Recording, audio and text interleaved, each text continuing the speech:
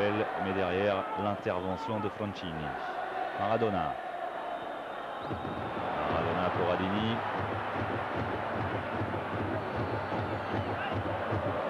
Kripa repique dans l'axe, l'intervention, Kripa récupérée, Kripa il va pouvoir se mettre en position de frappe et ça touche les montants de Stefano Tacconi. Quelle action de Massimo Kripa, c'est peut-être pas terminé. Maradona, et ben voilà l'ouverture du score du Napoli qui n'avait pas le ballon depuis le début de la rencontre, mais sur une bonne percée de Massimo Kripa, c'est Diego Armando Maradona bien sûr. C'est presque une évidence qui ouvre le score pour le Napoli. Il était là, il était présent exactement à l'endroit où il fallait. Le dieu du football selon les supporters azzurri du Napoli. Et voilà, c'est le 72e but de Maradona sous le maillot du Napoli. Maradona qui devient le 3e meilleur buteur de l'histoire du club tout seul. Il était auparavant, il partageait l'honneur de cette 3e place avec une légende, Altafini. Et bien voilà, maintenant il est tout seul à la 3e place. Maradona, un tir, un contrôle parfait, un tir en pivot pour aller ajuster Stefano Tacconi et le Napoli qui mène 1-0 sur, il faut quand même le souligner, un énorme travail de Maradona qui avait été sacré meilleur joueur du championnat lors de sa première saison en 85. Attention au coup de patte à la patte gauche de l'Argentin. Maradona qui va rechercher la tête au 2e poteau. Oh, c'était chaud cette tête de Gianni Francini qui est passé vraiment très proche des buts gardés par Tacconi. Lui aussi un ancien du club rival de Turin, du Torino. C'est la tête de Francini qui était vraiment bien se matcher, assez dommage. Et bien là, à chaque fois, évidemment, on revoit les images de la dernière Coupe du Monde. Concéder un coup franc comme ça, pas très loin des buts de Tacconi, c'est s'exposer également à un gros danger. Parce que Maradona, évidemment, il est très à l'aise dans ce genre de situation. De l'Argentin, ben voilà le 2e but du Napoli et le doublé de Diego Armando Maradona. Quand on vous disait que Sampaolo grondait, ne vivait que pour cet homme, on comprend pourquoi bien sûr. Maradona avec ce coup de patte. On parlait des buts qu'il marque avec le Napoli, c'est quand même le 73e en 6 saisons et encore celle-ci n'est pas terminée. C'était assez lointain mais il est diablement précis pour aller se loger exactement à côté du poteau de Tacconi et hors de portée du gardien de la Juve. C'est le coup de patte d'un magicien. Et Agostini qui se défait du marquage. Et il a glissé Tricella. Zavarov récupère. Zavarov en profondeur sur le côté gauche pour De Agostini qui a poursuivi son effort. Le ballon qui croise devant le but de Giuliani mais sans que personne ne puisse le reprendre.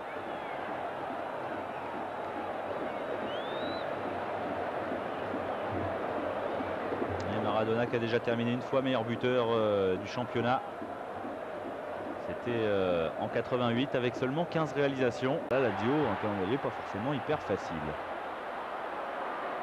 Allez, le voici justement Antonio Caraca. Et regardez comment on a du mal à lui prendre le ballon avec Maradona. Maradona, Caraca, un duo magique. Maradona qui est entré dans la surface. Il va rechercher la tête de Caraca. Il a mis la main, le Brésilien. Il a mis le main. Ah ouais, c'est peut-être une influence. On va pas faire de mauvais esprit. Mais là, il aurait pu prendre un carton pour ce geste. C'est vrai qu'il était ici grossier. Vous voyez, 40 buts en 85 matchs. Le tout en presque 3 saisons, puisque la 3e n'est pas terminée. Se placer pour frapper cette balle. Le meilleur buteur de la Juve cette saison. Non, eh bien finalement, ce sera un ballon pour la tête. Oh, c'était la tête de Roberto Gallia que l'on recherchait. C'est pas terminé avec la frappe lointaine, l'intervention de Giuliani. Et derrière Zavarov qui ne trouve pas le cadre. Non, c'était Rui Barros.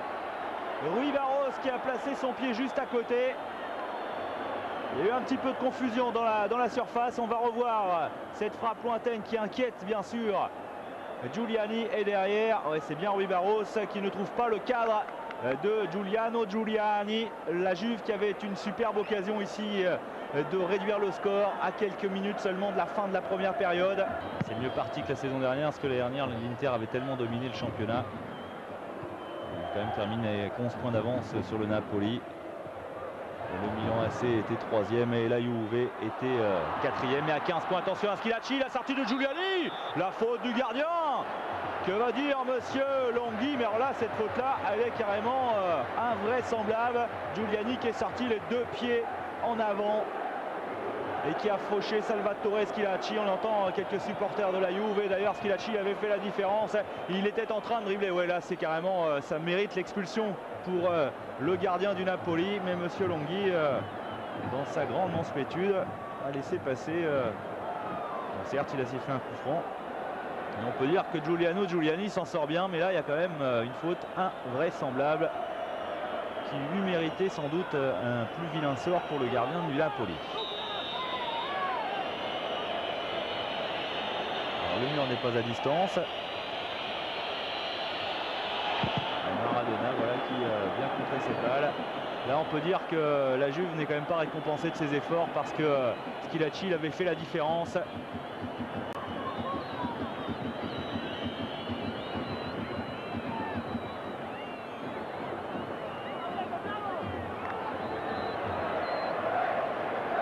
Quand même largement sur la gauche ce coup franc. Maradona évidemment avec son pied gauche aura un peu moins de solution. Mais il a une telle précision dans cette patte gauche, l'Argentin, que Stefano Tacconi sait qu'il va devoir faire très attention. Ouais, ça passe à côté.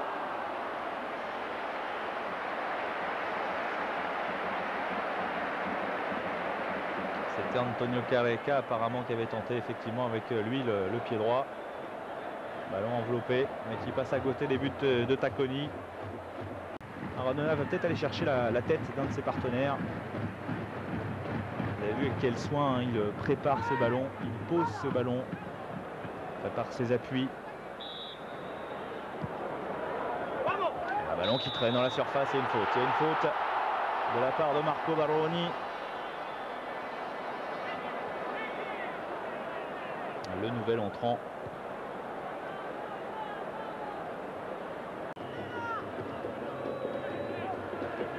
Là avec voilà, Marocchi.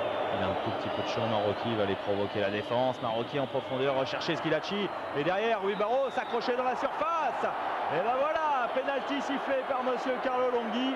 La possibilité pour la Juve de réduire le score avec cette faute sur Rui Barros. Vous voyez la taille hein, du petit portugais par rapport aux autres joueurs. Mais il est vif.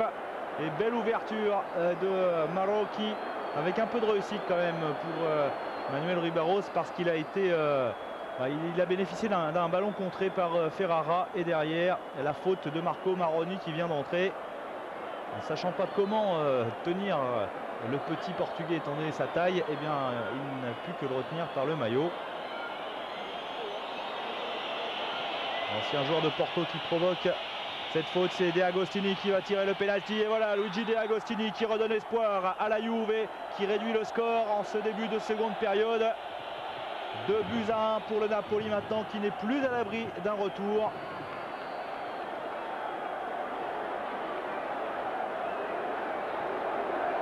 J'ai l'impression que c'est De Agostini qui est allé protester auprès de l'arbitre de touche.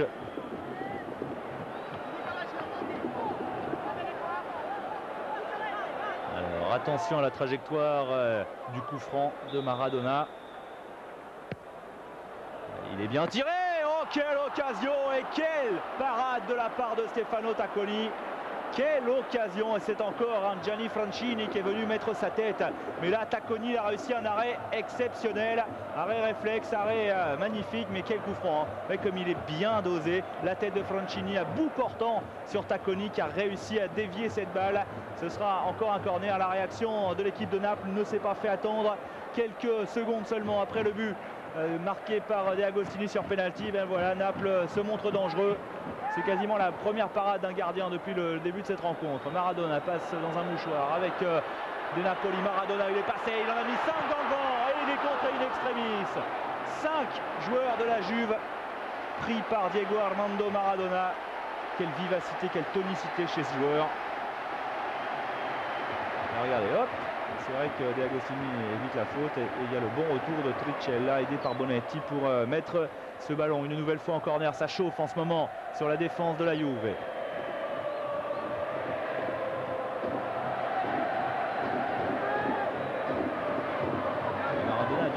récupéré.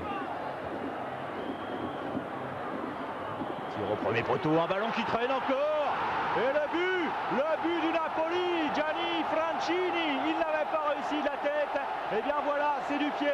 Alors là, on peut dire qu'il est un petit peu moins beau que la tête qu'il avait placée tout à l'heure.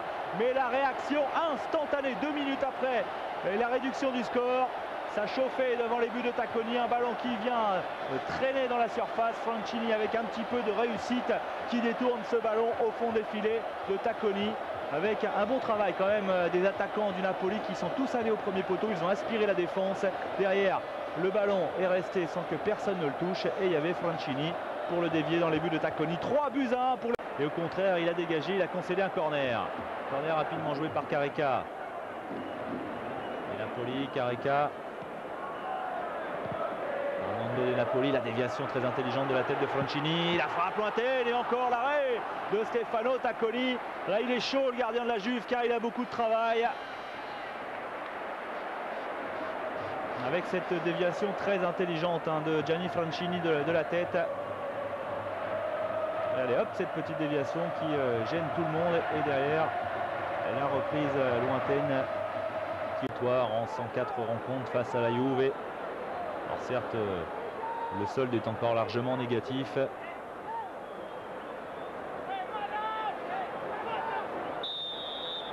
Maradona qui s'élance, Maradona, ça passe au-dessus. Assez rare qu'il ne cadre pas. Maradona, mais là, c'est passé au-dessus des buts de Tacconi, peut-être un petit peu précipité dans sa façon de tenter le... Corradini qui a récupéré, Francini. En profondeur pour Careca, attention à la pointe de vitesse du Brésilien, Careca qui se présente face à Tacconi et l'arrêt de Tacconi, c'est pas terminé, le poteau trouvé par Antonio Careca. C'était étonnant quand même que l'on n'ait pas encore vu le Brésilien à la fête, mais c'est pas terminé. Maradona qui va les provoquer. Bon travail de Sergei Aleinikov qui s'est pas laissé abuser par l'Argentin. Et Careca en 2 temps, il a bien failli aller marquer le 4e but du Napoli. Tacconi, il aura quand même réussi de très belles parades dans cette rencontre. Autant il n'a pas eu beaucoup de travail, bien qu'il ait encaissé 2 buts en première période, autant il en a eu beaucoup plus de travail en seconde. Et il n'en a encaissé qu'un finalement. Encore un ballon récupéré au milieu de terrain, Maradona. À lui seul, là, il est capable d'aller faire la différence. Il préfère jouer en appui. Peut-être un petit peu émoussé physiquement, Diego Maradona. On l'avait vu tout à l'heure avoir du mal à récupérer.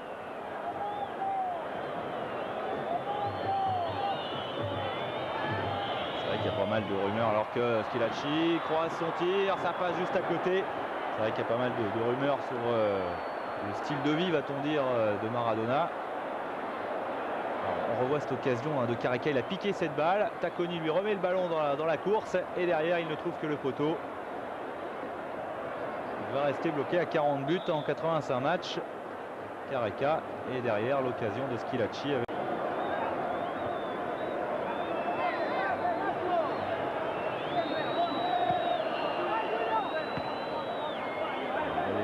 Sa défense dégagée, Giuliani, et derrière le ballon qui sort. Le temps réglementaire évidemment est terminé. Et Naples qui s'achemine vers une victoire somme toute assez facile, 3-1. Voilà Monsieur Longhi qui siffle la fin de cette rencontre. Une rencontre dominée par Diego Armando Maradona et ses 2 buts, plus sa passe décisive sur corner. 3-1 pour le Napoli. Dinozof le sait, le titre s'est envolé. Maintenant, eh bien, le Scudetto va se jouer entre le Napoli et le Milan AC qui a gagné donc à Lecce 2-1. Le Napoli a gagné 3-1 face à la Juve. C'est un rival qui est écarté de la course au titre. Et le Napoli qui doit quand même cette victoire très largement à un très grand Maradona, auteur des 2 premiers buts. Vous voyez les statistiques avec quand même 14 tirs au but pour le Napoli contre